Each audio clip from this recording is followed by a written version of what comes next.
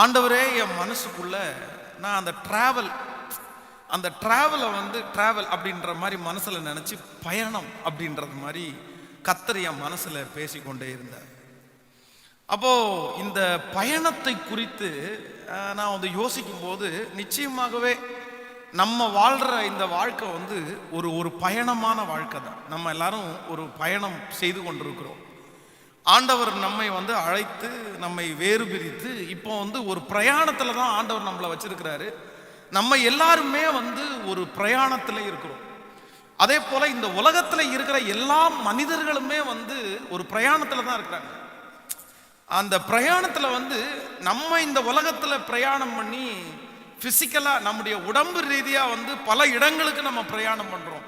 ஒருத்தருக்கு ஊட்டி போகலாம், ஒருத்தர் கொடைக்கானல் போகலாம், ஒருத்தர் சென்னைக்கு போகலாம். இப்படிப்பட்ட நிறைய பிரயாணங்கள் இருக்கிறது. ஆனா ஆண்டவருடைய பார்வையில வந்து ரெண்டு பிரயாணம் தான் இந்த உலகத்திற்கு ஆண்டவர் வச்சிருக்கிறார். ஸோ ரெண்டே பிரயாணங்கள்ன்றத விட 2 வழிகளை தான் ஆண்டவர் வச்சிருக்கிறாரு. 2 ரோடு மட்டும்தான் இருக்கிறாரு. அந்த ஒரு ரோடுக்கு பேர் ஆண்டவர் சொல்றாரு, அது கேட்டுக்கு போகும் வாசல் வழி. அந்த கேட்டுக்கு போகும் வாசல் வழின்னு சொன்ன உடனே ஆண்டவர் சொல்றாரு, அதனுடைய வழி ரொம்ப விரிவா இருக்குப்பா, ரொம்ப விசாலமா இருக்கு. அதன் வழியாக கடந்து போகிறவர்கள் ஏராளம் பேர் அதன் வழியாய் கடந்து போகிறார்கள். ஆனா இன்னொரு வாசல் நான் பக்கத்திலே வச்சிருக்கிறேன், அது ஜீவனுக்கு போகும் வாசல். அந்த ஜீவனுக்கு போகும் வாசல் வந்து ரொம்ப குறுகலா இருக்குது. அதன் வழியாய் கடந்து போகிறவர்கள் சிலர் அப்படின்னு ஆண்டவர் சொல்றாரு. 2 வழிதான் இந்த உலகத்துல இருக்கிற எல்லா மக்களுக்கும் கொடுக்கப்பட்டிருக்கிறது. ஆவிக்குரிய பிள்ளைகளுக்கும், திருச்சபைக்கு வருகிறவர்களுக்கும், உலகத்துல இருக்கிறவங்களுக்கும், சினிமாக்காரங்களுக்கும், நடிக்கிறவர்களுக்கும், அரசியல்வாதிகளுக்கும், பெரிய பெரிய தலைவர்கள் எல்லாருக்குமே இந்த உலகத்துல ஆயிரக்கணக்கான பிரயாணங்களை அவங்க பண்ணியிருந்தாலுமே வந்து அவங்களுக்கு முன்பாக 2 வழிதான் வைக்கப்பட்டிருக்கிறது. ஒன்று கேட்டுக்கு போகும் வாசல் வழி, இன்னொன்று ஜீவனுக்கு போகும் வாசல் வழி. இந்த திருச்சபையில இருக்கிற வாலிபர்களுக்கு ஆனாலும் சரி, பெரியவர்களுக்கு ஆனாலும் சரி, பிள்ளைகளுக்கு ஆனாலும் சரி, உங்களுடைய கண்களுக்கு முன்பாக இந்த 2 வழியத்தான் வச்சிருக்கு. ஆனா நிறைய பேர், வேதமும் நமக்கு அப்படிதான் சொல்லுது, நிறைய பேர் விசாலமான வாசல் வழியை தான் போகிறார்களாமா. அந்த விசாலமான வாசல் வழியிலே பலவிதமான சந்தோஷங்கள் இருக்கிறது, பலவிதமான பாவங்கள் இருக்கிறது. ஆனா அதனுடைய முடிவு வந்து நல்லா இல்லை. அதனுடைய முடிவு நம்மை அழிக்கிற முடிவா இருக்கிறது. அப்போ வேதமே நீங்க எடுத்து பார்த்தீங்க அப்படின்னா, வேதத்தினுடைய ஆரம்பம் முதல் முடிவு வரைக்குமே நிறைய பரிசுத்தவான்களை ஆண்டவர் வந்து ஒரு பயணத்தோட ஆண்டவர் ஒப்பிட்டு இருக்கிறார். அவங்க வாழ்க்கைன்றது ஒரு பயணமா வச்சிருக்கிறார். நீங்கள் இஸ்ரவேல் ஜனங்களுடைய வாழ்க்கையில எடுத்து வேதத்துல வாசிக்கும் போது வேதம் சொல்லுது, இஸ்ரவேல் ஜனங்களை வந்து ஆண்டவர் அவர்களுடைய கூக்குரலை கர்த்தர் கேட்டு அவர்களை எகிப்திலிருந்து ஆண்டவர் வந்து கானான் கொண்டு போறார். இதுக்கு ஒரு நல்ல ஆவிக்குரிய விளக்கம் ஒன்று இருக்குது. ஆண்டவர் வந்து பார்வோனுடைய இடத்துல இருக்குது. பார்வோன் என்கிறது பிசாசு, எகிப்து என்கிறது உலகம், இஸ்ரவேல் ஜனங்கள் என்கிறது ஆண்டவருடைய பிள்ளைகள். அந்த வனாந்தர பிரயாணம் என்கிறது நீங்களும் நானும் வாழ்கிற இந்த வாழ்க்கை. கானான் தேசம் என்கிறது பரலோகம். இதுதான் ஒப்புமை. பார்வோன் என்கிறவன் அந்த பிசாசுக்கு ஒப்புமையாய் சொல்லப்பட்டிருக்கிறான். அந்த எகிப்து என்கிறது உலகத்திற்கு, நம்ம வாழ்ற இந்த உலகத்துக்கு ஒப்புமையாய் சொல்லப்பட்டிருக்கிறது. அதற்கு இடையில மேக ஸ்தம்பத்தினாலும் அக்கினி ஸ்தம்பத்தினாலும் அவர்களை வழிநடத்தினார் என்று சொல்லுகிற அந்த வனாந்தர பாதை வந்து அது இந்த உலக வாழ்க்கையில ஆண்டவர் நம்மை வழிநடத்துகிற பரிசுத்த ஆவியானவர் நம்மை வழிநடத்துகிறது சொல்லப்பட்டிருக்கிறது. இஸ்ரவேல் ஜனங்கள் கிளம்பி வரும்போது அந்த செங்கடலிலே உள்ளே நடந்து வந்தார்கள் அப்படின்றது வந்து புதிய ஏற்பாடுல ஞானஸ்நானத்திற்கு ஒப்புமையாய் சொல்லப்பட்டிருக்கிறது. அவர்களுடைய டார்கெட் வந்து கானான் தேசம், பாலும் தேனும் ஓடுகிற கானான் தேசத்துல உன்னை கொண்டு போய் வைப்பேன் அப்படின்னு ஆண்டவர் சொன்னது மாதிரி நம்முடைய டார்கெட் என்ன அப்படின்னா பரலோக ராஜ்யம். இதுதான் நம்முடைய பிரயாணமா இருக்கிறது. அப்போ வேதத்துல பலவிதமான பிரயாணங்கள் இருக்கிறது போல நம்முடைய வாழ்க்கையும் ஒரு பிரயாணமா இருக்கிறது. ஆனா இந்த பிரயாண ஆரம்பத்துல இல்லைன்னா இந்த பிரயாண வாழ்க்கையில நிறைய பேர் தங்களுடைய வாழ்க்கையில வந்து இந்த பிரயாணத்தை வந்து சந்தோஷமா வாழ்றவங்க நிறைய பேர் இல்லை. ஜாலியா நிறைய பேர் இந்த பிரயாணம் பண்றது இல்லை. நிறைய பேர் என்ன நினைக்கிறாங்க அப்படின்னா, இந்த பிரயாணம் வந்து சீக்கிரமா முடிஞ்சா நல்லா இருக்குமே அப்படின்னு நிறைய பேர் நினைக்கிறாங்க. ஆண்டவர் சீக்கிரமா எடுத்துக்கிட்டா பரவாயில்ல, எனக்கு இந்த பிரயாணம் வந்து சுத்தமா எனக்கு பிடிக்கல, எதுக்காக நான் இந்த பிரயாணம் பண்ணணும் அப்படின்னு கேட்கிறவர்கள் வந்து நிறைய பேர் இருக்கிறாங்க. பிடிக்காமலே இந்த பிரயாணத்தை கண்டினியூ பண்றவங்க இந்த திருச்சபையில கூட நிக்கிறாங்க. நிறைய பேர் என்ன நினைக்கிறாங்க அப்படின்னா, இந்த பிரயாணத்தை வந்து முடிச்சுக்கலாம் அப்படின்னு நான் நினைக்கிறேன். இந்த பிரயாணத்தை முடிச்சா பரவாயில்லையே, இது பாதியானா கூட பரவாயில்ல, இதுக்கு மேல எனக்கு இந்த பிரயாணத்தை தொடர்றதற்கு எனக்கு விருப்பம் இல்லை அப்படின்னு நிறைய பேர் இந்த பிரயாணத்திலே இருந்து கொண்டிருக்கிறார்கள். சிலர் வந்து இந்த பிரயாணத்துல வந்து ஓட முடியாம, என்ன எப்படி ஓடுறதுன்னே தெரியலையே அப்படின்னு திகச்சு போய் நிக்கிறவங்க நிறைய பேர் இந்த பிரயாணத்துல இருக்கிறார்கள். இன்னும் நிறைய பேர் என்ன நினைக்கிறாங்கன்னா, இன்னும் எத்தனை நாள் தான் இந்த பிரயாணத்தை நான் தொடருவேன், இன்னும் எத்தனை நாள் தான் ஓடுறது, இன்னும் எத்தனை நாள் தான் ஓடுறது அப்படின்னு நிறைய பேருடைய மனதுல ஒரு கவலையும் இருக்கிறது. ஆனா நான் நம்புறேன், இந்த பிரயாண தூரம் மிகவும் ஆசீர்வாதமான ஒன்று. கர்த்தர் இந்த பிரயாணத்துல நமக்கு மிகப்பெரிய ஆசீர்வாதங்களையும் வெற்றியையும் நமக்காக வைத்திருக்கிறார். கர்த்தர் பரலோகத்துல கொண்டு போய் நம்மை விடும்போது நிச்சயமாகவே இந்த பிரயாணத்தினுடைய மிகப்பெரிய வெற்றியை நம்ம காண முடியும்னு நான் நம்புறேன். விசுவாசிக்கிறவர்கள் கரங்களை உயர்த்தி ஒரு ஹல்லேலூயா சொல்லுங்க பார்க்கலாம். சத்தமாய் கரங்களை உயர்த்தி ஒரு ஹல்லேலூயா சொல்லுங்கள். இந்த பிரயாண தூரத்துல விசேஷமாக இந்த உலகத்திலே அது ஒரு காரியமா இருக்கலாம், இல்லைன்னா ஒரு வேலையா இருக்கலாம், இல்லைன்னா ஒரு வீடு கட்டுற பணியா இருக்கலாம், இல்லை என்றால் ஒரு தொழிலை ஆரம்பிக்கிறதா இருக்கலாம், இல்லை என்றால் ஒரு படிப்பாக கூட இருக்கலாம். இது எல்லாமே பிரயாணத்தோடு சம்பந்தப்பட்டதா இருக்கிறது. நீங்க ஒரு தொழிலை ஆரம்பிக்கிறேன் அப்படின்னா அந்த தொழில வந்து நீங்க ஆரம்பிச்சீங்கன்னா ஓகே, உங்க பிரயாணத்தை நீங்க ஆரம்பிச்சிட்டீங்க அப்படின்னு அர்த்தம். நீங்க ஒரு படிப்பை ஆரம்பிக்கிறீங்க அப்படின்னா அவ்வளவுதான், நீங்க படிப்பு என்கிற பிரயாணத்தை நீங்கள் தொடர்ந்தீங்க, நீங்க ஆரம்பிச்சிட்டீங்க அப்படின்னு அர்த்தம். அப்போ இந்த பிரயாண தூரத்துல நிறைய பேர் ஏன் மனம் சலித்து போகிறாங்க, நிறைய பேர் ஏன் அவங்களால சமாதானமா இந்த பிரயாண தூரத்தை கடக்க முடியல அப்படின்றதை குறித்து கடந்த நாட்கள்ல ஆண்டவர் வந்து நேற்றைக்கு இரவுல என்னோடு கூட ஆண்டவர் மனதுல வந்து பேசிட்டே இருந்தாரு. ஏன் அப்படி நடக்குது, ஏன் நிறைய பேர் தங்களுடைய பிரயாணத்தை அவங்க சரியா ஓடாததுக்கு காரணம் என்ன அப்படின்றதை குறித்து நம்ம தியானிக்க போகிறோம். வாசிங்கள் வேதத்தை திறந்து எபிரேயருக்கு எழுதின நிருபம் 12ஆம் அதிகாரத்தை நாம் எடுத்துக்கொள்ளலாம். எபிரேயர் 12ஆம் அதிகாரத்தில் 1வது வசனத்தை நம்ம வாசிக்க போறோம். எல்லாரும் சேர்ந்து வாசிக்கலாமா?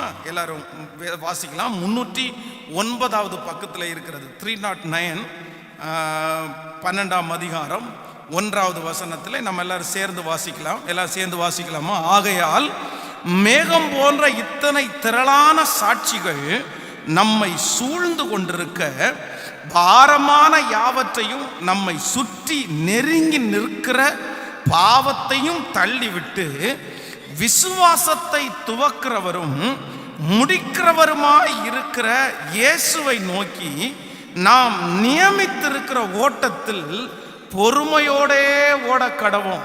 கவனிங்க, ஆண்டவருடைய பிள்ளைகள் எல்லாரும் கவனிங்க. ஒரு விஷயம் வந்து இந்த பிரயாணத்தை குறித்து ஒரு மனிதன் வந்து ரொம்ப அழகா ஒரு சம்பவத்தை ரொம்ப அழகா சொன்னார். அது என்ன சம்பவம் அப்படின்னா, 2 பேர் வந்து ஒரு பெரிய மாளிகையான வீட்டிலே அதிகமான தங்க பதக்கங்கள் இருக்கிற இடத்துல வந்து 2 பேர் பிரயாணப்பட்டார்களாமா. அந்த வீட்டில் போய் இருக்கிற ஆசீர்வாதங்களை எடுத்துக்கொள்றதுக்கு 2 பேர் பிரயாணப்பட்டார்கள். ஆனா 2 பேரும் பிரயாணப்படும் போது அவங்களுக்கு கொடுக்கப்பட்டிருக்கிற ஒரே கண்டிஷன் என்ன அப்படின்னா, அவங்க 2 பேரும் தங்களுடைய தோள்களில் வந்து சிலுவையை சுமந்துட்டு அவங்க அந்த இடத்துக்கு போகணும். அதுதான் அவங்களுக்கு கொடுக்குற கண்டிஷன். இந்த சிலுவையை சுமந்துட்டு நீங்க போங்க, அது கரெக்டா அந்த வீடு வந்துடும். அந்த வீட்டுக்குள்ள நிறைய பதார்த்தங்கள் இருக்கிறது, பெரிய பொன் தங்கம் வெள்ளி எல்லாம் இருக்குது.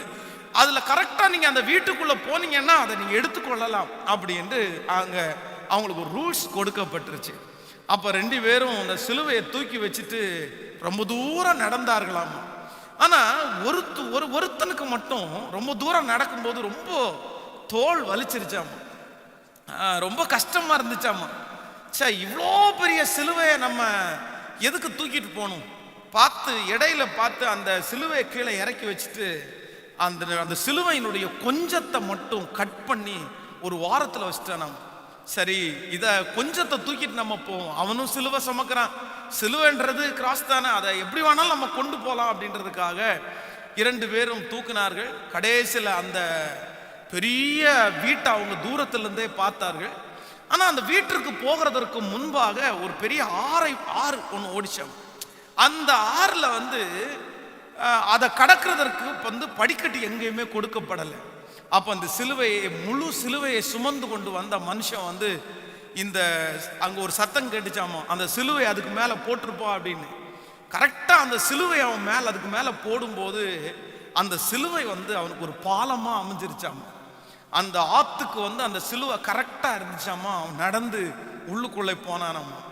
ஆனால் இந்த நபரிடத்துலையும் ஒரு சத்தம் கேட்டுச்சாமா, எப்பா உன் தோளில் நீ கொண்டு வந்த சிலுவையை இறக்கி வச்சிரு அப்படின்னு சொல்லும்போது அவன் இறக்கி வச்சா இவன் பாதி வழியில் அது கஷ்டமா இருக்குன்றதுக்காக அதை பாதி அவன் கட் பண்ணதுனால அந்த சிலுவை போதுமானதா இல்லை, அது தண்ணியோடு அப்படியே அடிச்சிட்டு போயிருச்சாமா. அவனால அந்த அந்த அறைக்குள்ள போய் தன்னுடைய ஆசீர்வாதத்தை எடுக்க முடியல அப்படின்ற அந்த கதை முடிஞ்சிடும். அப்போ ஆண்டவருடைய பிள்ளைகளே, நம்ம எல்லாருமே ஒரு பிரயாணத்திலே இருக்கிறோம். ஆண்டவர் நம்ம எல்லாருக்குமே ஒரு பிரயாணத்தை கொடுத்திருக்கிறார். ஆனா இங்க வாசித்தோம் எபிரேயர் 12ஆம் அதிகாரம் 1வது வசனத்துல, ஆகையால் மேகம் போன்ற இத்தனை திரளான சாட்சிகள் நம்மை சுற்றி நெருங்கி நிற்க, பாரமான யாவற்றையும் நம்மை சுற்றி நெருங்கி நிற்கிற பாவத்தையும் தள்ளிவிட்டு விசுவாசத்தை துவக்கிறவரும் முடிக்கிறவருமாய் இருக்கிற இயேசுவை நோக்கி நாம் நியமித்திருக்கிற ஓட்டத்திலே பொறுமையோடு ஓட கடவோம். கவனிங்க, இன்றைக்கு நிறைய பேர் ஏன் தங்களுடைய பிரயாணத்தை சரியா கொண்டு போக முடியாதுக்கு என்ன காரணம் அப்படின்னா, நிறைய பேருக்குள்ள துவங்கினது உண்மைதான், ஆனா முடிப்போம் என்கிற நம்பிக்கை நிறைய பேருக்குள்ளே இல்லை. அதனால தான் அவர்களுடைய ஓட்டத்தை சரியாக ஓட முடியவில்லை. நீங்கள் ஏதோ ஒரு காரியத்தை நீங்க ஆரம்பிச்சு இப்ப நீங்க ஆரம்பிச்சிருக்கலாம், 5 வருஷத்துக்கு முன்னாடி ஆரம்பித்திருக்கலாம், இல்லைன்னா 10 ஆண்டுகளுக்கு முன்பாக அந்த காரியத்தை நீங்க துவங்கி இருக்கலாம். ஆனா இன்னைக்கு நிறைய பேர் அந்த காரியத்தை என்னால முடிக்க முடியல, அந்த வேலையை என்னால முடிக்க முடியல, அதுல ஒரு மிகப்பெரிய வெற்றியை நான் அடைய முடியல அப்படின்னு நிறைய பேர் தோற்று போனதற்கு என்ன காரணம்னு சொன்னா, ஆரம்பிக்கும் போது நல்லா தான் ஆரம்பிச்சாங்க, ஆனா அவங்களுக்குள்ள ஆரம்பிச்சு சில நாட்களுக்குள்ளே முடிப்போம் என்கிற நம்பிக்கை அவர்களுக்குள்ளே இல்லாமல் போய்விட்டது. இன்றைக்கு இந்த ஜெபத்திற்கு வந்திருக்கிற கர்த்தருடைய பிள்ளைகளே, நீங்கள் ஏதோ ஒரு காரியத்தை கர்த்தர் உங்க கையில கொடுத்திருக்கலாம். அது உங்களுடைய பிள்ளைகளுடைய காரியமா இருக்கலாம், ஒரு தொழிலுடைய காரியமா இருக்கலாம், ஒரு வீடு கட்டுகிற காரியமா இருக்கலாம். நீங்க நினைக்கலாம், ஆண்டவர் நான் ஆரம்பிச்சிட்டேன் பாஸ்டர், ஆனா உங்களுக்குள்ள ஒரு சந்தேகம் ஓடிக்கொண்டே இருக்குது, நான் முடிப்பேனா, இந்த காரியத்தை முடிப்பேனா, இந்த காரியத்தை முடிக்க முடியுமா? நான் ஆண்டவருக்குள்ள நான் விசுவாசிக்கிறேன், நிச்சயமாகவே உங்கள் மூலமாக கர்த்தர் துவங்குவாரேயானால் உங்கள் மூலமாகவே அந்த காரியத்தை முடிக்கிறதற்கு கர்த்தர் வல்லவராயிருக்கிறார். எத்தனை பேர் விசுவாசிக்கிறீங்க? என்னுடைய ஊழிய காலத்துல எத்தனையோ திருச்சபைகள், இது நமக்கு 3வது திருச்சபை, இது 3வது இடத்துல நம்ம இந்த திருச்சபையை கட்டி இருக்கிறோம். இதற்கு முன்பாக 2 இடங்களில் இருந்திருக்கிறோம். அந்த 2 இடம், இது 3வது இடம், பிரான்ச் சர்ச் ஒரு 4 சர்ச். அந்த 4 திருச்சபையில ஒரு சர்ச்சை தவிர வேற எல்லா திருச்சபையும் 3வது இடத்துல 4வது இடத்துல தான் இன்னைக்கு அந்த சர்ச் இருக்கிறது. ஆனால் ஒவ்வொரு திருச்சபையும் ஆரம்பிக்கும் போதும் என்னுடைய மனதில் நிறைய நேரத்தில் கலக்கம், ஐயோ முடிக்க முடியுமா, இந்த வேலையை நாங்கள் ஆரம்பிச்சிட்டோம், இந்த இடத்துல இந்த ஊழியத்தை ஆரம்பிச்சிட்டோம், இந்த ஊழியத்தை முடிக்க முடியுமா என்று நினைத்த பல நாட்கள் உண்டு. ஆனா நான் நம்புறேன், எத்தனையோ எதிர்ப்புகள் வந்த போதிலும் ஆரம்பிக்கிறதற்கு உதவி செய்த கர்த்தர் எங்களுடைய கரத்தினாலே அதை முடிக்கும்படியாகவே கர்த்தர் உதவி செய்திருக்கிறார். எத்தனை பேர் விசுவாசிக்கிறீங்க? நீங்கள் யாத்திராகம புஸ்தகத்திலே 14ஆம் அதிகாரத்தை எடுத்துக்கொள்ளுங்கள். யாத்ராகமம் 14ஆம் அதிகாரம், ஸ்தோத்திரம், 9வது வசனத்திலிருந்து நம்ம வாசிக்க போகிறோம். எல்லாரும் எடுத்துக்கொள்ளுங்கள். யாத்ராகமம் 14ஆம் அதிகாரத்தில் 9வது வசனத்திலிருந்து நம்ம வாசிக்க போகிறோம். எகிப்தியர் பார்வோனுடைய சகல குதிரைகளோடும் ரதங்களோடும் அவனுடைய குதிரை வீரர்களோடும் சேனைகளோடும்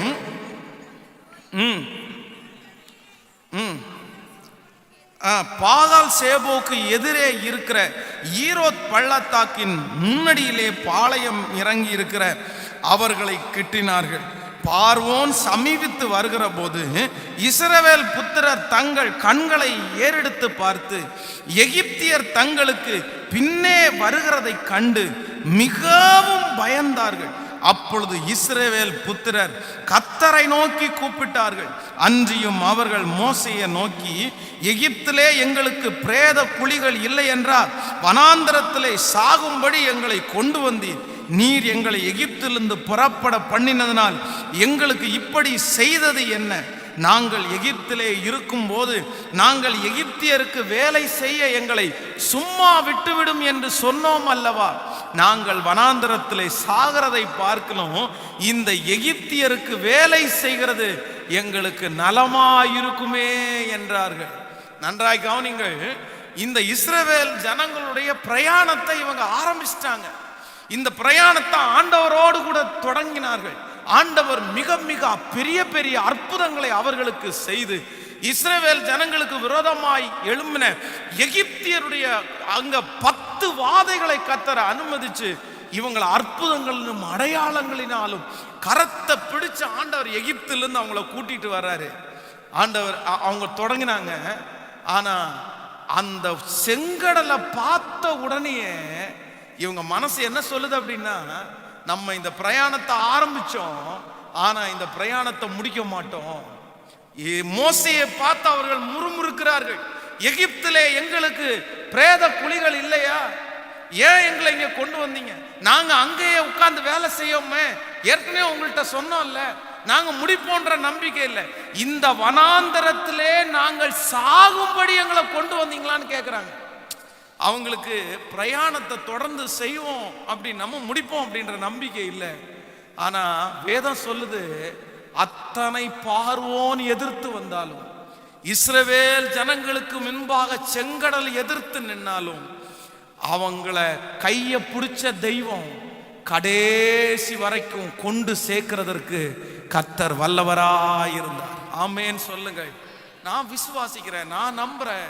இன்றைக்கு உங்கள் பிரயாணத்தை துவங்கின கர்த்தர், உங்க வேலைகளை துவங்கின கர்த்தர், இன்னைக்கு உங்க மனசுல வந்து முடிப்போமோ, இதை முடிச்சிருவேனா, நான் முடிச்சிருவேனா, என் கை இதை முடிக்குமா, நான் இதை செய்வேனா, இதை கடைசி வரைக்கும் என்னால கொண்டு போக முடியுமா அப்படின்ற ஒரு சூழ்நிலையில இங்க யாரோ ஒருத்தர் வந்திருக்கலாம்.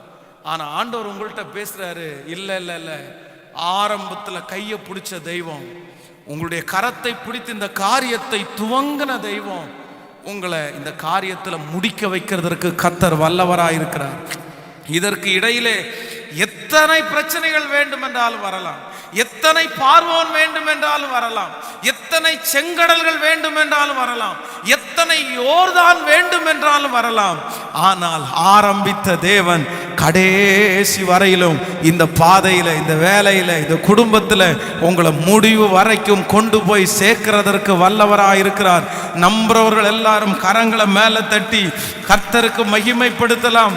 எல்லாரும் கரங்களை தட்டி கர்த்தரை மகிமைப்படுத்துவோம். ஸ்தோத்திரம் ஸ்தோத்திரம்.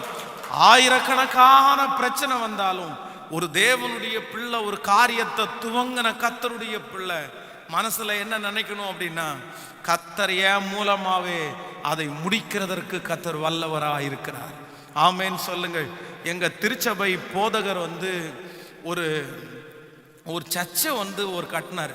அன்னைக்கு அவர் அந்த திருச்சபையை கட்டுற நாட்கள்ல ஒரு சின்ன ஓலை குடிசை, அந்த ஓலை குடிசைக்குள்ள அவர் இந்த நாறு கயிறு போட்ட அந்த கட்டில் போட்டு அவர் அதில் படுப்பார். ஏன் அப்படி படுக்கிறார் அப்படின்னு கேட்டா, அவர் கீழே பார்த்தீங்க அப்படின்னா பாம்பு ஓடிட்டே இருக்கும். ஒரு நாளில் எப்படி ஒரு 10 பாம்பாவது அந்த சர்ச்சுக்குள்ள வந்துட்டு போகும். அப்போ எங்க பாஸ்டர் வந்து கையிலே ஒரு டார்ச் வச்சிருப்பாரு. அவர் வந்து கீழே இறங்கணும் அப்படின்னு சொன்னா டார்ச் அடிச்சு கீழே ஏதாவது பாம்பு இருக்கான்னு பார்த்துட்டு தான் அவர் காலை எடுத்து வச்சிருவார். அந்த காலடி எடுத்து அப்படி வச்சுட்டு அந்த டார்ச் எடுத்து பார்த்துட்டு போறார் அவ்வளோ. அப்போ எங்க பாஸ்டர் வந்து அதை திருச்சபையா கட்டலாம், ஒரு பில்டிங்கா கட்டலாம்னு சொல்லி அவர் பிளான் பண்ணார். பிளான் பண்ணி அதற்காக ஆரம்பிக்கும் போது திடீரென்று ஒரு கேன்சர் வியாதினால அவர் வந்து தாக்கப்பட்டார். எங்க பாஸ்டர் வந்து ட்ரீட்மெண்ட்டே பார்க்க மாட்டார், எந்த ஹாஸ்பிட்டலுக்குமே போக மாட்டார். ஹாஸ்பிட்டலுக்கு போறவர்களுக்கு அவர் திருவிருந்தே கொடுக்க மாட்டார். அந்த மாதிரி ஒரு ஸ்ட்ரிக்டான பாஸ்டர். எத்தனையோ பேர் அவரிடத்துல சொன்னாங்க, பாஸ்டர் உங்களுக்கு கேன்சர் வந்திருக்கு, நீங்க இதை ட்ரீட்மெண்ட் பாருங்க அப்படின்னு. ஒரு நல்ல வெள்ளை துணியை எடுத்து இந்த இடத்துல கட்டிடுவார். அவர் ஆராதனை முடிக்கும் போது பார்த்தீங்க அப்படின்னா அந்த வெள்ளை துணி முழுக்க வந்து அப்படியே சொதன்னு அந்த அதுல உள்ள அந்த சீலெல்லாம் இருக்கும். அப்படியே ஒரு சில ஆண்டுகள் வந்து அவர் பயங்கரமான வேதனை அவர் சுமந்தார்.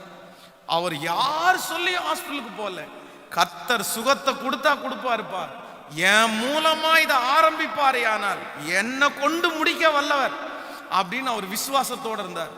ஒரு விசை நியூ இயர் சர்வீஸ்ல, எப்பவுமே எங்களுடைய நியூ இயர் சர்வீஸ் 11 மணியிலிருந்து 12:15 வரைக்கும் பாஸ்டர் அபிஷேகத்துல நடத்துவார். எல்லாருமே அந்நிய பாஷையில நிறைந்து புது வருஷத்துக்குள்ள நம்ம கடந்து போவோம். அப்ப அந்த பிரேயரை நடத்தி கொண்டு இருக்கும் போதே அந்த அந்த கட்டி வந்து உடையுது, அப்படியே உடைஞ்சு அவரு ட்ரெஸ் முழுக்க அப்படியே அந்த சீலெல்லாம் வந்து, உடனே பாஸ்டர் 2 பேர் உள்ள கூட்டிட்டு போய் அந்த நியூ இயர் சர்வீஸுக்கு ட்ரெஸ் எல்லாம் சேஞ்ச் பண்ணிட்டு ஒரு புது ட்ரெஸ்ஸை போட்டுட்டு தான் அவர் வந்து ஆலயத்தில் நின்று திரும்பி ஆராதனையை கண்டினியூ பண்ணார். ஆனால் அன்னைக்கு அந்த கேன்சர் வியாதியினுடைய கட்டி எல்லாம் கரைஞ்சு போயிருச்சு. அன்றைய நாள் கர்த்தர் ஒரு பரிபூர்ணமான விடுதலையை கொடுத்தார். அழகாய் அவ்வளவு எதிர்ப்புகள் உள்ள இடத்துல அழகான ஒரு ஆலயத்தை அவரை கட்டி, அங்கிருந்து கிட்டத்தட்ட 27 ஊழியக்காரர்கள் இன்றைக்கு 27 இடங்கள்ல கர்த்தருடைய ஊழியத்தை செய்து கொண்டிருக்கிறார்கள். நான் நம்பலாம், ஆண்டவருடைய தேவனுடைய பிள்ளைகளே, இன்றைக்கு காலை இந்த 2வது ஆராதனையில் வந்திருக்கிற தேவனுடைய பிள்ளையே, நான் சொல்லுகிறேன், உங்களை கொண்டு ஆரம்பித்த கர்த்தர், உங்களுடைய கரத்தை பிடித்து ஆரம்பிக்கப்பட்ட அந்த தொழில், எத்தனை பிரச்சனை வந்தாலும் நீங்க சோர்ந்து போக வேண்டிய அவசியம் இல்லை. எத்தனை போராட்டங்கள் வந்தாலும் சோர்ந்து போக வேண்டிய அவசியம் இல்லை. கரத்தை பிடித்த தேவன் உன்னோடு கூட இருக்கிறார். கடைசி வரைக்கும் எத்தனை பிரச்சனைகள் வந்தாலும் அந்த ஓட்டத்தை கர்த்தர் உங்களை கொண்டு, நீங்கள் அந்த ஓட்டத்தை முடிக்க போகிறீர்கள். கர்த்தர் உங்களை கொண்டு முடிக்கிறதுக்கு வல்லவராக இருக்கிறார். எத்தனை பேர் ஆமோதிக்கிறீர்கள்? நம்முடைய வாழ்க்கையில ஒரு நம்பிக்கை வேணும். என்ன நம்பிக்கைன்னா, கர்த்தர் என்னை கொண்டு துவங்குவாரே, ஆனால் நிச்சயமா என்னை கொண்டு முடிக்கிறதற்கு கர்த்தர் வல்லவராக இருக்கிறார். ஆமோதிக்கிறீங்களா?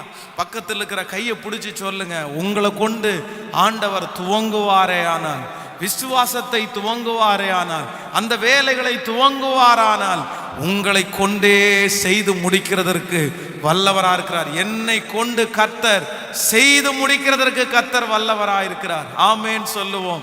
1000 எதிர்ப்புகள் வந்தாலும் என்னை கொண்டே கர்த்தர் செய்து முடிக்க வல்லவரா இருக்கிறார்.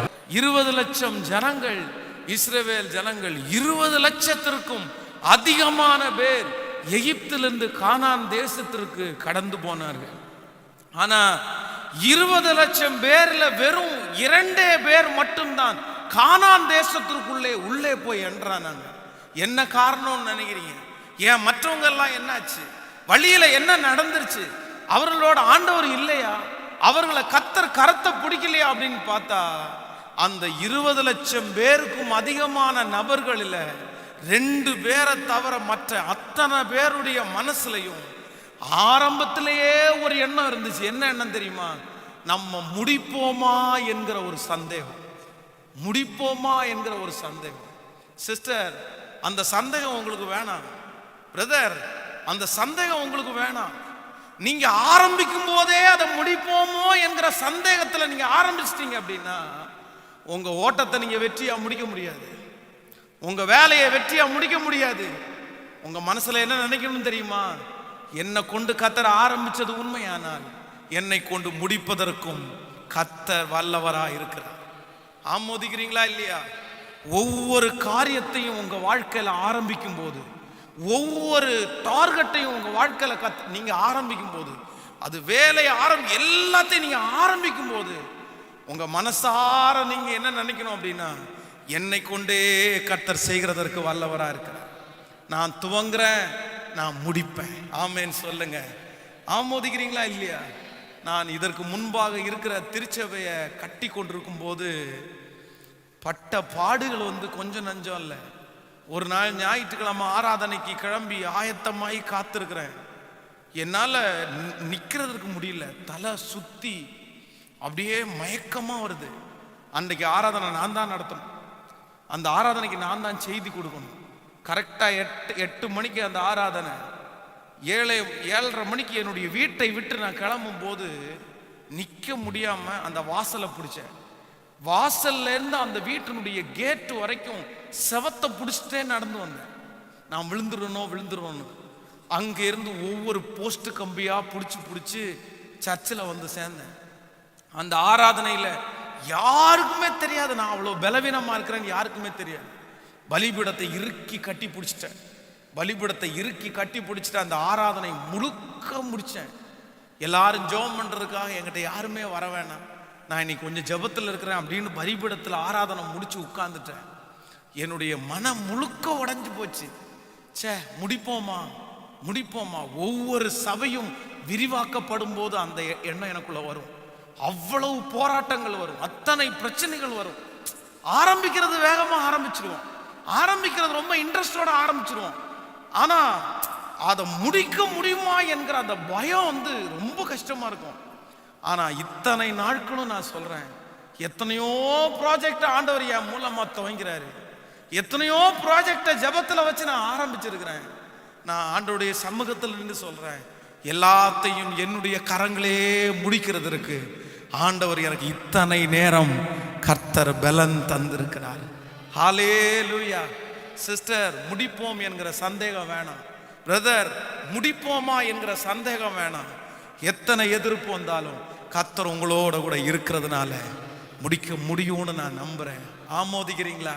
எல்லாரும் சொல்லுங்க, ஆண்டவரே நான் நீர் என் மூலமாய் துவங்குவீரே ஆனால், இந்த விசுவாசத்தை ஓட்டத்தை கர்த்தர் துவங்குவாரே ஆனால், இந்த ஊழியத்தை கர்த்தர் உங்க மூலமாய் துவங்குவாரே ஆனால், இந்த வீட்டு பணியை கர்த்தர் உங்க மூலமாய் துவங்குவாரே ஆனால், கையை உயர்த்தி சொல்லுங்க, எனக்கு நம்பிக்கை இருக்கு ஆண்டவரே, துவங்கினவர் முடிப்பீர்.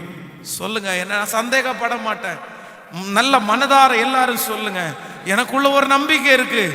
என் பிள்ளைய கரை சேர்த்துவேன்னு ஒரு நம்பிக்கை இருக்குது. என் பிள்ளைய கொண்டு போய் சேர்ப்பேன்ற ஒரு நம்பிக்கை இருக்கு. சொல்லுங்க, ஹல்லேலூயா, ஆமென் சொல்லுங்க. முடிப்போம் என்கிற ஒரு நம்பிக்கை நமக்கு தேவை. ஆனா நிறைய பேருடைய வாழ்க்கையில ஆரம்பிக்கும் போதே, இல்லை என்றால் ஆரம்பித்து கொஞ்ச நாட்களுக்குள்ளே ஏன் முடிப்போம் என்கிற சந்தேகம் உங்களுக்குள்ள வருது அப்படின்றதை குறித்து ஒரு 2 காரியங்களை உங்களோட பேசி உங்களுக்காக ஜெபித்து முடிக்கிறதற்கு நான் ஆசைப்படுறேன். எதனால அப்படி வருது? நிறைய பேருடைய வாழ்க்கையில இங்க கூட ஜெபத்தில் இருக்கிற நிறைய பேர் நீங்க பயத்தோட இருக்கலாம். பாஸ்டர், நான் சரியா முடிப்பேன்னு எனக்கு தெரியல பாஸ்டர், எனக்கு ரொம்ப பயமா இருக்குன்னு கூட வந்திருக்கலாம். ஆனா ஏன், எதனால இது நடக்குது? வேதத்தை திறந்து ஒரு சில சம்பவங்களை நம்ம வாசித்து நம்ம ஜெபிக்கிறதுக்கு கடந்து போக போறோம். வாசிக்கலாம். 2 தீமோத்தேயு எடுத்துக்கொள்ளுங்கள். ஸ்தோத்திரம். 2 தீமோத்தேயுல 4ஆம் அதிகாரத்தை எடுத்துக்கொள்ளுங்கள். 4ஆம் அதிகாரம், 2 தீமோத்தேயு 4ஆம் அதிகாரத்தில் 16வது வசனத்தை நம்ம வாசிக்க போறோம். 294வது பக்கத்தில் இருக்கிறது. புதிய ஏற்பாட்டில் 294. 2 தீமோத்தேயு 4ஆம் அதிகாரம் 16வது வசனம் சேர்ந்து வாசிக்கலாமா? நான் முதல் விசை உத்தரவு சொல்ல நிற்கையில் ஒருவனும் என்னோடு கூட இருக்கவில்லை, எல்லாரும் என்னை கைவிட்டார்கள். அந்த குற்றம் அவர்கள் மேல் சுமராதிருப்பதாக கர்த்தரோ எனக்கு துணையாக நின்று என்னாலே பிரசங்கம் நிறைவேறுகிறதற்காகவும் புறஜாதிகள் எல்லாரும் கேட்கிறதற்காகவும் என்னை பலப்படுத்தினார். சிங்கத்தின் வாயிலிருந்தும் நான் ரட்சிக்கப்பட்டேன். ஆமென் சொல்லுங்க பார்க்கலாம். இன்னொரு விஷயம் கூட சேர்ந்து வாசிக்கலாம். எல்லாம் சேர்ந்து, நான் முதல் விசை உத்தரவு சொல்லுகையில் ஒருவனும் என்னோடு கூட இருக்கவில்லை. 17வது வசனத்தை இப்ப வாசிக்கலாம். கர்த்தரோ எல்லா தீமையிலிருந்தும் என்னை ரட்சித்து, கர்த்தரோ எனக்கு துணையாக நின்று என்னாலே பிரசங்கம் நிறைவேறுவதற்காகவும் புறஜாதிகள் எல்லாரும் கேட்கிறதற்காகவும் என்னை பலப்படுத்தினார். சிங்கத்தினுடைய வாயிலிருந்தும் நான் ரட்சிக்கப்பட்டேன். கைகளை உயர்த்தி ஒரு ஹல்லேலூயா சொல்லுங்க. ஆண்டவருடைய பிள்ளைகளே, இன்னைக்கு நிறைய பேருடைய ஓட்டம் இல்லை என்றால் இன்னைக்கு நிறைய பேருடைய துவக்கம் முடியுமா என்கிற சந்தேகம் ஏன் வருது அப்படின்னா, இங்கே அப்போஸ்தலனாகிய பவுலை குறித்து இந்த தீமோத்தேயுல நம்ம வாசிச்சோம். அவர் சொல்றாரு, எப்பா நான் முதல் விசை ராஜாவுக்கு முன்பாக உத்தரவு சொல்லுகையில் ஒருவனும் என்னோடு கூட இருந்ததில்லை. அப்ப என்ன அர்த்தம் அப்படின்னா, இவரோட ஆயிரக்கணக்கான பேர் இருந்தார்கள். இதற்கு முன்பாக பவுலுக்காக கண்களை கூட புடுங்கி கொடுக்கிறதுக்கு ஆட்கள் ஆயத்தமா இருந்தாங்க. வேதம் சொல்லுது, அவனுடைய கழுத்துல கொண்டு மாலையை போட்டுட்டு நீங்க தான் எங்களுக்கு கடவுள் அப்படின்னு சொன்னாங்க. அவனுடைய உருமால்களிலே நடக்கிற அற்புதத்தை பார்த்து ஜனங்கள் எல்லாரும் அவனுக்கு பின்பற்ற ஆரம்பித்தார்கள். அப்போஸ்தலனாகிய பவுலுக்குன்னு ஒரு பெரிய கிரவுட் அவனோடு கூட இருந்துருச்சு. ஆனா அந்த ராஜாவுக்கு முன்பாக முதல் விசா அவன் உத்தரவு சொல்லுகையில ஒருத்தருமே அவனோடு இல்லை. வேதம் சொல்லுது, அப்போஸ்தலனாகிய பவுல் சொல்லும்போது சொல்லுகிறான், கர்த்தரோ எனக்கு ஆதரவா இருந்தார். இன்னைக்கு நிறைய பேருக்கு இதை முடிப்போமா என்கிற சந்தேகம் எதனால வருது அப்படின்னா, உங்களோட நீங்கள் இந்த ஓட்டத்தை ஆரம்பிக்கும் போது, நீங்க இந்த வேலையை ஆரம்பிக்கும் போது உங்களோட இருந்த நபர்கள் இன்றைக்கு உங்களோடு கூட இல்லாததுனால நிறைய பேர் என்ன நினைக்கிறாங்கன்னா, இந்த ஓட்டத்தை நம்ம முடிக்க முடியாதோன்னு நினைக்கிறாங்க. யாரோ ஒருத்தர் நீங்க இந்த இடத்துல வந்திருக்கலாம், பாஸ்டர் நான் இந்த ஓட்டத்தை ஆரம்பிக்கும் போது, இந்த பிஸ்னஸ் ஆரம்பிக்கும் போது என் கூட எங்க அம்மா இருந்தாங்க, எங்க கூட எங்க அப்பா இருந்தாங்க, என் சகோதரர்களெல்லாம் எனக்கு துணையா இருந்தாங்க, என் மனைவி என் கூட இருந்தாங்க, என் கணவனார் என் கூட இருந்தாங்க. ஆனா இப்போ இந்த ஓட்டத்துல என் கூட அவங்க இல்லை, நான் தனிமையா இருக்கிறேன். அதனாலதான் அடிக்கடி நான் நினைக்கிறேன், இந்த ஓட்டத்தை நான் முடிப்பேனா, இந்த ஓட்டத்தை என்னால முடிக்க முடியுமா? ஆனா ஆண்டவர் சொல்றாரு, நீங்க ஆரம்பிக்கும் போது இருந்த அத்தனை நபர்களும் உங்களை விட்டு போனாலும் கடைசி வரைக்கும் உங்களை ஆரம்பத்துல கைய பிடிச்சாரு தெரியுமா? இந்த ஓட்டத்துல உங்களை கொண்டு நிறுத்தும் போது கரத்தை பிடிச்சாரு தெரியுமா? இந்த ஊழியத்துல உங்களை கொண்டு விடும்போது கரத்தை பிடிச்சாரு தெரியுமா? இந்த வாழ்க்கைக்குள்ள உங்களை இணைக்கும் போது கரத்தை பிடிச்சாரு தெரியுமா? நான் நம்புறேன், அவர் மட்டும் கடைசி வரையிலும் இந்த ஓட்டத்தை, நீ நல்ல போராட்டத்தை போராடி ஓட்டத்தை முடிக்கிற வரைக்கும் நான் உன்னை விட்டு விலகுவதும் இல்லை, நான் உன்னை கைவிடுவதும் இல்லை என்று சொல்லுகிற ஆண்டவருக்கு கரங்களை தட்டி, அவர் இந்த ஓட்டத்துல உன் கூட கடைசி வரைக்கும் இருக்கிறவர். இந்த ஓட்டத்துல ஆண்டவர் உங்களை விட்டு வெளியே போகிறவரே அல்ல, இந்த ஓட்டத்தை துவங்க பண்ணுகிறவர். இந்த ஓட்டத்துல நீங்கள் நினைக்கிற நபர்களெல்லாம் உங்களை விட்டு போனாலும் இயேசு மட்டும் கடைசி வரைக்கும் உங்க கூடவே இருக்க போறாரு. எத்தனை பேர் விசுவாசிக்கிறீங்க? கைகளை உயர்த்தி ஒரு ஹல்லேலூயா சொல்லுங்க. பக்கத்தில் இருக்கிற கரத்தை பிடிச்சி சொல்லுங்க, உங்களோடு கூட துவங்கினவர். சொல்லுங்க, உங்களோடு கூட துவங்கினவர். எத்தனை பேர் உங்களை கைவிட்டாங்க, எத்தனை பேர் உங்களை விட்டு போனாலும், எத்தனை பேர் உங்களுக்கு விரோதமாக எழும்பினாலும் கடைசி வரைக்கும் கரத்தை பிடிச்சவர் நடத்துறதற்கு வல்லவராகவே இருக்கிறார். எத்தனை பேர் விசுவாசிக்கிறீங்க? எத்தனை பேர் விசுவாசிக்கிறீங்க? பயப்பட வேண்டிய அவசியம் இல்லை சிஸ்டர், பிரதர், பயப்பட வேண்டிய அவசியம் இல்லை பிரதர். இந்த ஓட்டத்தை உங்களுக்கு ஆரம்பிச்சு கொடுத்தவர் யார் தெரியுமா? இந்த வேலையை உங்களுக்கு ஆரம்பிச்சு கொடுத்தவர் யார் தெரியுமா? உங்க பிள்ளையை உங்களுக்கு கொடுத்தவர் யார் தெரியுமா? முதலாவதாக உங்க பிள்ளைய உங்க கையில கொடுத்தது, உங்க குடும்பத்தை உங்க கையில கொடுத்தது, வேலையை உங்க கையில கொடுத்தது, எல்லாமே கையில கொடுக்கும்போது யார் உங்க கூட இருந்தான்னா கர்த்தர் உங்க கூட இருந்தார். ஆமோதிக்கிறீங்களா இல்லையா? எத்தனை பேர் விசுவாசிக்கிறீங்க? உங்களோடு கூட இருக்கிற கர்த்தர் உங்களோடு, அவர் பாதி வழியில விட்டுட்டு போறவர் அல்ல, முடிவு பரியந்தம். இதோ உலகத்தின் முடிவு பரியந்தம் சகல நாட்களிலும் நான் உன்னோடு கூட இருக்கிறேன். ஆமென். இந்த ஓட்டத்துல நம்ம எல்லாருமே நம்புவோம், நம்ம எல்லாருமே விசுவாசிப்போம். சிலருடைய இருதயம் கரைந்து போயிருக்கிறது. சிலருடைய இருதயம் இந்த ஓட்டத்தை நான் முடிக்க மாட்டேனோன்னு தோணுது. ஆனா ஏன் அப்படின்னா எல்லாருமே போயிட்டாங்க, யாருமே இல்லை. யாரோ ஒரு நபருக்காக ஆண்டவர் இந்த செய்தியை பேசிட்டே இருக்கலாம். இன்னைக்கு யாருமே இல்லாம இந்த இடத்துல நீங்க வந்திருக்கலாம். பாஸ்டர், இந்த ஓட்டத்துல எனக்கு இனி யார் இருக்கா, என்னை என்கரேஜ் பண்ற அந்த நபர் இல்லையே பாஸ்டர், எனக்கு பணம் கொடுத்து உதவி செய்கிற அந்த நபர் இல்லையே பாஸ்டர், என்னை சோர்ந்து போகும்போதெல்லாம் தட்டி கொடுக்குற அந்த நபர் இல்லையே பாஸ்டர், அவர் இன்னைக்கு குறுக்க திரும்பிட்டாரே இல்லையா, அவர் என்னை விட்டு போயிட்டாங்களே பாஸ்டர், நான் என்ன செய்வேன், நான் விட்டுறலான்னு நினைக்கிறேன், என்னை விட்டது போயிடட்டும், அவ்வளோதான். நான் ரொம்ப கற்பனையோட நினைச்சேன். இந்த ஓட்டத்துல முதல்ல காலடி எடுத்து வைக்கும் போது நான் அப்படிதான் நினைச்சேன். எல்லாருமே போனாலும் அவங்க மட்டும் நான் போக மாட்டாங்க, அவங்க மட்டும் மாற மாட்டாங்க, அவங்க மட்டும் விட மாட்டாங்க. ஆனா அவங்க தான் ஃபர்ஸ்ட் கழட்டாங்க. இது எனக்கு மூளை இல்லை, அவங்களுக்கு தான் மூளை இருக்கு. எனக்கு பணம் இல்லை, அவங்களுக்கு தான் பணம் இருக்குது. நான் ஒரு சாதாரணமான ஆள் தான். ஆனா இன்னைக்கு ஆண்டவர் கரத்தை பிடிச்சி சொல்றாரு, இல்ல இந்த ஓட்டத்தை துவங்கும் போது அவங்க கூட இருந்தாங்களோ இல்லையோ, இந்த ஓட்டத்தை துவங்கும் போது உங்களுடைய கண்ணுக்கு தெரியாமலே உங்களோட யார் இருந்தாங்க, கர்த்தர் உங்களோடு கூட இருந்தார். விசுவாசிக்கிறீங்களா இல்லையா? எத்தனை பேர் நம்புறீங்க? நான் வேகமா ஓடுவேன், நான் தைரியத்தோட ஓடுவேன், நான் என்னுடைய ஓட்டத்துல பயப்படவே மாட்டேன்.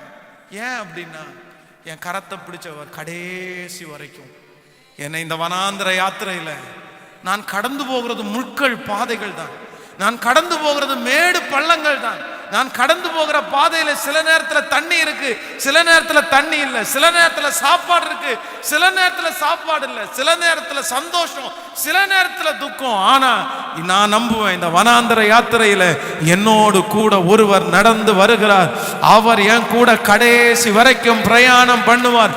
இந்த உலகத்துல இருக்கிற எல்லாரும் என்னை விட்டு போனாலும் அவர் என்னை விட்டு போகவே மாட்டார். நம்புறவங்க கரங்களை மேல தட்டி, இதோ உங்களுக்கு உதவி செய்கிற ஆண்டவர் இன்னொரு விஷயம் உங்களை ஞாபகப்படுத்துகிறார், இன்னொரு விஷயம் உங்களை தட்டி கொடுக்கிறார்.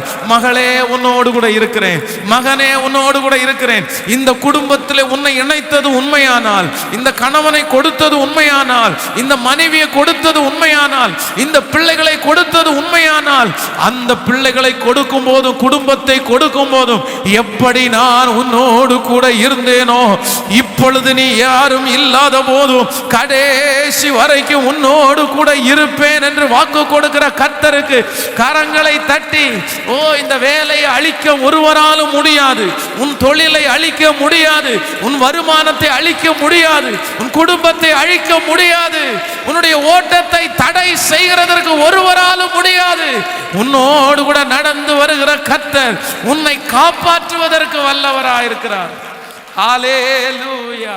என்னுடைய ஓட்டத்தை நான் ஆரம்பிக்க போறேன், என்னுடைய ஓட்டத்தில் நான் காலடி எடுத்து வைக்க போறேன். ஹல்லேலூயா. நிறைய பேர் இப்பதான் யாரோ ஒருத்தர் ஸ்டார்ட் பண்றீங்க, யாரோ ஒருத்தருடைய கால்கள் அந்த ஓட்டப்பந்தயத்தினுடைய அந்த இடத்துல வைக்கப்பட்டிருக்கிறது, உங்க கால் வைக்கப்பட்டிருக்கிறது, ஃபர்ஸ்ட் ஓட போறீங்க. ஆனா இன்னைக்கு ஆரம்பிக்கும் போதே இருந்தவங்க இப்ப கை விரிச்சிட்டாங்க. நீதான், அது உன் வாழ்க்கை, அது உன் வேலை, அது உன் பிரச்சனை, நீ தான் பார்த்துக்கணும். இல்ல கடைசி வரைக்கும் நீங்க என் கூட இருப்பீன்னு சொன்னீங்கல்ல, இல்ல நீங்க தான் பார்த்துக்கணும்னு சொல்லி எல்லாரும் கலண்டிருக்கலாம், எல்லாரும் அவங்கவுங்க கலண்டிருக்கலாம். நிறைய பேர் கலண்டுறாங்க பாஸ்டர். ஆனா நான் நம்புறேன், இந்த விசுவாச ஓட்டத்துல நம்ம விட்டு கலராத ஒருத்தர் இருக்கிறார், அவர் தான் கர்த்தர். ஆமென் சொல்லுங்க. செங்கடல் எதிர்த்து வந்தாலும் அவர் நம்மை விட்டு போகவே மாட்டார். இந்த ஓட்டத்தினுடைய ஆரம்பத்துல நிறைய பேர் இல்லாதவங்க பகுதியில தான் உங்க வாழ்க்கையில வந்தாங்க. இடைப்பட்ட காலத்துல தான் நிறைய பேர் உங்களை தேடி வந்தாங்க, உங்களை தேடி பெரிய பெரிய ஆட்கள் எல்லாம் வந்தாங்க, உங்களுக்கு நிறைய ஆதரவு கிடைச்சிச்சு, நீங்க அவங்களால ரொம்ப சந்தோஷப்பட்டீங்க.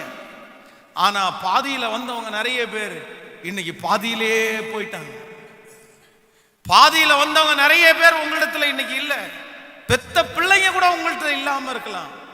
ஆனா ஆண்டவர் சொல்றாரு, உன் கரத்தை நான் பிடிச்சது பாதியில இல்லை, உன் கரத்தை பிடிச்சது 50 வயசு தாண்டி இல்லை, 40 வயசு தாண்டி இல்லை, நீ தாயின் கருவின் வயிற்றில் உருவாகும் முன்னே உங்களை தெரிந்து கொண்ட கர்த்தர், பேர் சொல்லி அழைத்த கர்த்தர் அப்பவே உன் கையை அங்க பிடிச்சிட்டாரு மகன். அந்த நிமிஷத்துல உங்க கையை பிடிச்சிட்டாரு ஆண்டவர். அங்கேயே பிடிச்சிட்டாரு. நீங்க தாயின் கருவிலிருந்து வெளிப்படும் போதே கர்த்தர் உன் கையை பிடிச்சாரு. அப்போல இருந்து இப்போ வரைக்கும் உன் கூட நான் தான் பார்க்கிறேன், நான் தான் பார்க்கிறேன், நான் தான் பார்க்கிறேன். இது ஒரு பஸ் பிரயாணம், இது ஒரு பஸ் பிரயாணம். நிறைய பேர் ஏறுவாங்க, நிறைய பேர் இறங்குவாங்க. அவங்கவுங்க ஸ்டாப் வரும்போது அவங்கவுங்க இறங்கிடுவாங்க. அவங்கவுங்க பிரச்சனை வரும்போது அவங்கவுங்க கலண்டுருவாங்க. அவங்களுக்கு பிரச்சனை வருதுன்னு சொன்ன உடனே அவங்கவுங்க எஸ்கேப் ஆயிடுவாங்க. ஆனா கடைசி வரைக்கும் உன் கூட ஒருத்தர் இருப்பாரு. அவர் தான் அந்த வண்டி ஓட்டுனர், அவர் தான் அந்த வண்டி ஓட்டுனர், அவர் தான் உங்களை ரட்சித்த தெய்வம், அவர் தான் உங்க வண்டியை ஓட்டிட்டு இருக்கிறாரு. அந்த பரிசுத்த ஆவியானவர் தான் ஓட்டிட்டு இருக்கிறாரு. இந்த உலகமே உங்களுக்கு துணை நின்று இந்த உலகமே உங்களுக்கு விரோதமா போனாலும் உங்களை அழைச்ச தெய்வம் கடைசி வரைக்கும் நீ பரலோகத்துல போய் சேகர வரைக்கும் இந்த வண்டியை ஓட்டுற அந்த மனுஷன், அந்த வண்டியை ஓட்டுற தேவ பிதா, தேவ குமாரன், வண்டியை நடத்துற அந்த பரிசுத்த ஆவியானவர் உன்னை விட்டு விலகுவதும் இல்லை, உன்னை கைவிடுவதுமே இல்லை. நம்புறவங்க நன்றாய் கரங்களை தட்டி கர்த்தருக்கு என் கரத்தை பிடிச்ச தெய்வமே கடைசி வரைக்கும். இன்றைக்கு ஒரு சந்தோஷம் வருது. இந்த செய்தியை கொடுக்கும் போதே கர்த்தர் உங்களோட கூட இருக்கிற பலன் இருக்கிறத நான் பார்க்கிறேன். உன் கணவனார் இருக்கிற பலன் அல்ல, உன் மனைவி இருக்கிற பலன் அல்ல, பிள்ளைகள் இருக்கிற பலன் அல்ல, கர்த்தர் உங்களோடு கூட இருக்கிற பலன் இன்றைக்கு நிறைய பேருக்கு கிடைக்கிறத பார்க்கிறேன். சிஸ்டர், உன் பிள்ளையோட யாருமே இல்லை, கர்த்தர் இருக்கிறார். உன் மகனோட யாரும் இல்லை, கர்த்தர் இருக்கிறார். ஓ ஹalleluya! கர்த்தர் இருக்கிற வரைக்கும் அவனுடைய ஓட்டம் முடியவே முடியாது. அந்த ஓட்டத்தை யாராலும் தடை செய்ய முடியவே முடியாது, தடை செய்ய முடியவே முடியாது, தடை செய்ய முடியவே முடியாது. உன் பிள்ளைய கர்த்தர் கரம் பிடிச்சிருக்குது, உன் மகனுடைய கரத்தை கர்த்தர் கரம் பிடிச்சிருக்குது. கர்த்தர் உன்னை கைவிட மாட்டார், கர்த்தர் அவளை கைவிட மாட்டார், கர்த்தர் அவனை கைவிட போவதில்லை, கர்த்தர் அந்த நபரை கைவிட போறதில்லை. உன் மகனுக்கு விரோதமா எல்லாரையும் எழும்பிட்டாங்களா? உன் மகளுக்கு விரோதமா எல்லாரையும் எழும்பிட்டாங்களா? உன் மகன் கூட யாருமே இன்னைக்கு இல்லை, உன் மக கூட யாருமே இல்லை. ஆனா நான் விசுவாசிக்கிறேன், தாயின் உன் வயிற்றுல பிறந்தது முதற்கொண்டு உன் பிள்ளைய கையில எடுத்த அந்த ஏசப்பா அது உன் பிள்ளை இல்லை, அது கர்த்தர் பிள்ளைன்னு அடிக்கடி சொன்ன இல்லை. அந்த பிள்ளையோட இதோ கர்த்தர் இருக்கிறார், அந்த பிள்ளையை இதோ கர்த்தர் கைவிடுகிறவில்லை. அந்த பிள்ளையை எத்தனை பேர் விட்டு போனாலும் இயேசு அந்த பிள்ளையோடு இருக்கிறார். நம்புறவங்க கரங்களை தட்டி நீ எங்களோடு இருக்கிறதற்காக நன்றியப்பா, நன்றியப்பா. யோசேப்பை குறித்து வேதம் அதுதான் சொல்லுகிறது. தன்னுடைய தகப்பனார் யோசேப்பை பார்த்து பார்த்து வாழ்த்தினார். அவனுடைய வாழ்க்கையினுடைய துவக்கத்தில் 2 பேர் அவனை கையை பிடிச்சாங்க. ஒன்று கர்த்தர், இன்னொன்று தகப்பன். அந்த தகப்பன் அவனை பார்த்து பார்த்து வாழ்த்தினார். எல்லாரையும் கடினமான வேலைக்கு கொடுக்கும்போது கூட இவனுக்கு கடினமான வேலையை அவர் அப்பா கொடுக்கவே இல்லை. எல்லாருக்கும் சாதாரணமான ட்ரெஸ் போடும்போது இவனுக்கு மட்டும் பலவர்ண அங்கேயே தச்சு போட்டாரு. அவன் கரத்தை பிடிச்சிட்டாரு. ஆனா அவனுடைய மனசுல ஒண்ணு இருந்துச்சு, கடைசி வரைக்கும் எங்க அப்பா என் கூட இருப்பாரு, என் ஏசப்பாவும் என் கூட இருப்பாரு. ஆனா பாதி வழியில போகும்போது வேதம் சொல்லுது, அவங்க அப்பாவை விட்டு அவன் பிரியக்கூடிய ஒரு சூழ்நிலை வந்துருச்சு. அவன் பார்வோனுடைய அடிமைத்தனத்துக்கு போய் எகிப்திற்கு கடந்து போனான். ஒரு அடிமை வேலை பார்த்தான். அங்க அவனுக்கு ட்ரெஸ் போட்டு அழகு பார்க்கறதுக்கு அவங்க அப்பா இல்லை, அவனுக்கு ட்ரெஸ் போட்டு அழகு பார்க்கறதுக்கு அவங்க அப்பா இல்லை. அவங்க அப்பா இருந்திருந்தா அப்படிப்பட்ட ஒரு வஸ்திரத்தை அவனுக்கு தரிச்சிருந்ததுக்கு அவர் அப்படியே முன்னாடியே செத்திருப்பாரு. என் பிள்ளைக்கு அப்படி வரக்கூடாதுன்னு நினைச்சிருப்பாரு. அந்த மாதிரி ஒரு சூழ்நிலைக்கு தள்ளப்பட்டான். அவனுக்கு கொஞ்சி கொஞ்சி ஊட்டுறதுக்கு அவங்க அப்பா அங்க இல்லை, அவனை தேற்றி தட்டி விடுறதுக்கு அவங்க அப்பா இல்லை. ஆனா வேதம் சொல்லுது, யோசேப்புனுடைய கரத்தை ஆரம்பத்தில் பிடிச்ச அந்த தெய்வம் எப்போ வரைக்கும் இருந்தார் தெரியுமா? அவனை அரியணையில் உட்கார வைக்கிற வரைக்கும், அவனுடைய எலும்பு துண்டை எடுத்து இஸ்ரவேல் ஜனங்கள் கொண்டு போகிற வரைக்கும் அவனோடையே இருந்தார். பிரதர், இந்த பட்டணத்திற்குள்ள காலடி எடுத்து வைக்கும்போது உங்க கூட வந்தவங்க கொஞ்சம் பேர் தான் பிரதர். அவங்க நிறைய பேர் இன்னைக்கு பாதி வழியில் உங்களை விட்டு போனாங்கன்னு கவலைப்படாதீங்க. நீ ஊர்ல இருந்து கிளம்பும் போதே உன் கூட இன்னொருத்தர் உன் கூட வந்தார். நீங்க இந்த ஊர்ல காலடி எடுத்து வைக்கும் போதே உங்க கூட ஒருத்தர் வந்தார். அவர் உங்க கையை பிடிச்சி உங்களை நடத்தினார், பழக்கினார், உங்களை கர்த்தர் ஆசீர்வதித்தார், உங்களுக்கு சுகத்தை கொடுத்தார், இத்தனை நாளும் உன்னை போஷித்தார், இத்தனை நாளும் எத்தனையோ பிரச்சனையில கர்த்தர் உங்களை காப்பாத்தினார். ஒண்ணு மட்டும் சொன்னா போதும், நீர் மட்டும் கடைசி வரைக்கும் என் கூட இருந்தா போதும்பா, நீர் இருந்தா போதும்பா. நீர் இந்த ஓட்டத்துல நம்ம போயிட்டு இருக்கிற அந்த பிரயாணத்துல 20 லட்சம் ஜனங்களுக்கும் அதிகமான ஜனங்கள் போய் 2 பேர் மட்டும் ஏன் காப்பாற்றப்பட்டாங்கன்னா அவங்களுக்குள்ள ஒரு மிகப்பெரிய நம்பிக்கை இருந்துருச்சு. நான் தோங்கணும், நம்ம முடிப்போம், நம்ம தோங்க பண்ணுன ஆண்டவர் நம்மளை முடிப்பார். ஏன் அந்த நம்பிக்கை அவங்களுக்குள்ள மட்டும் இருந்துச்சு அப்படின்னா, அவங்களுக்குள்ள என் கூட கர்த்தர் இருக்கிறார் அப்படின்ற ஒரு நம்பிக்கை. நான் சொல்றேன், நம்ம எல்லாம் வெற்றியா ஓடுவோம், வெற்றியா இந்த ஓட்டத்தை முடிப்போம். எதை சொல்லி முடிப்போம் அப்படின்னா, எல்லாரும் நம்மளை விட்டு போனாலும் நம்ம மனசு சொல்லுது, என் கூட நீங்க இருக்கிறீங்க ஆண்டவரே, இருக்கிறீங்க ஆண்டவரே, இருக்கிறீங்க ஆண்டவரே. ஆமேன்னு சொல்றீங்களா? எத்தனை பேர் ஆமோதிக்கிறீங்க? இந்த சில மரண வீட்டுக்கு நீங்க போகும்போது தெரியும், இந்த மரணம் அந்த அவங்க இறந்துட்டாங்க அப்படின்னு சொன்னவன ஒரு கூட்டம் போய் அப்படி நிற்பாங்க. இன்னும் கொஞ்சம் நேரம் தாண்டி நீங்க பார்த்தீங்க அப்படின்னு சொன்னா, அந்த அடக்க ஆராதனை டைம் வந்தீங்கன்னா ஒரு பெரிய க்ரௌட் அப்படி இருக்கும். அந்த அடக்க ஆராதனை முடிச்சுட்டு அவங்கள தூக்கிட்டு போகும்போது கலர் தோட்டத்துக்கு வரவங்க எல்லாம் வண்டியில ஏறிக்கலாம் அப்படின்னு சொல்லும் போது பார்த்தீங்க அப்படின்னா, அதுல அப்படியே பாதி க்ரௌட் அப்படியே கலந்துருவாங்க. பாதி க்ரௌடு போயிட்டு கொஞ்சம் பேர் மட்டும் வந்து அந்த கலர் தோட்டத்துக்கு போவாங்க. அந்த கல்லறை தோட்டத்தில் பாடி அடக்கம் பண்ணி முடிச்சதுக்கு அப்புறம் பார்த்தீங்க அப்படின்னா, அந்த அந்த அந்த இறந்து போன நபருடைய வீட்டில் அவங்க இருக்கிற சொந்தக்காரங்க மட்டும்தான் கூட போவாங்க. லாஸ்ட் ப்ரேயர், இன்றைக்கு சாயந்தரம் 6 மணிக்கு இந்த மாதிரி ஸ்தோத்திர கூட்டம் நடக்கும்னு பாஸ்டர் சொல்லுவார்ல, அந்த ஸ்தோத்திர கூட்டம் வரைக்கும் எல்லாரும் இருப்பாங்களா பாருங்களேன். அந்த ஸ்தோத்திர கூட்டம் முடிஞ்ச உடனே எல்லாருக்குமே சாப்பாடு ரெடி பண்ணியிருக்கும். அந்த சாப்பாடை முடிச்ச உடனே அவங்க வீட்டுக்கு பார்த்துக்கோ பார்த்துக்கோ பார்த்துக்கோ அப்படின்வாங்க. அதுக்கப்புறம் அவங்க எப்போ வருவாங்க தெரியுமா? 40th டேக்கு, 40வது நாள். அதுவும் 40வது நாள் கரிஞ்சோறு கொடுக்கறது கோயம்புத்தூர்ல மட்டும்தான் பழக்கமா இருக்கு. எங்க ஊர், நான் வேற நிறைய ஊர்களெல்லாம் இப்படியெல்லாம் பார்த்ததே கிடையாது. மரணம் வரும்போது நிறைய வீட்டில் வந்து கஞ்சி தான் கொடுத்துருக்காங்களே தவிர கரிஞ்சோரெல்லாம் கொடுத்தது இல்லை. ஆனால் இங்கே இருக்கிற நிறைய பேர் பிரியாணியை தான் கொடுக்குறாங்க. அது என்ன பழக்கம்னு எனக்கு தெரில. நிறைய பேர் கரிஞ்சோறு கொடுக்கறது. அன்னைக்கு இறந்து போனவங்களுடைய துக்கம் கொண்டாடுற அன்னைக்கு ஆண்டவர் சொல்றாரு, துக்கப்படுகிறவர்களோடு சேர்ந்து துக்கப்படுங்கன்னு தான் சொல்றாரு. அவங்களுடைய வருத்தத்தை மறக்கிறது பிரச்சனை இல்லை, அதுக்காக கரிஞ்சோறும் ஆக்கி சாப்பிடணுன்றதா எல்லாம் கிடையாதுன்னு நான் நம்புறேன். அந்த 40வது நாள் வந்து நிறைய பேர் வாக்கு கொடுப்பாங்க. நான் பிள்ளைய படிக்க வச்சுக்கிறேன்னு ஒருத்தர் சொல்லுவார், நான் ஃபீஸ் கட்டிடுறேன்னு சொல்லுவார், நான் வந்து அப்படி பண்ணுறேன் இப்படி பண்ணுறேன் அப்படின்வாங்க.